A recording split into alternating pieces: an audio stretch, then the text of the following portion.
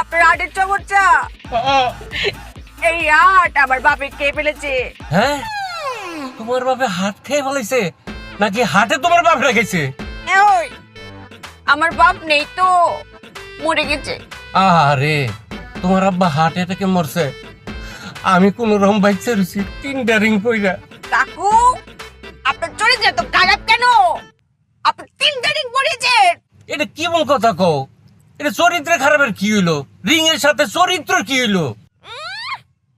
3টা পরিয়ে বলে চরিত্র খারাপ কি হলো? আবার আমার বাপের জিগ আমার বাপের রিং পরাইছে কিনা।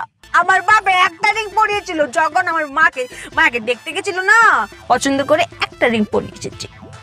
আরে বাবা রে বাবা, আমি তো এই রিং এর কথা কইতেছি না, হার্টের রিং এর কথা কইতেছি। হয় আমি ওটাই কইতেছি।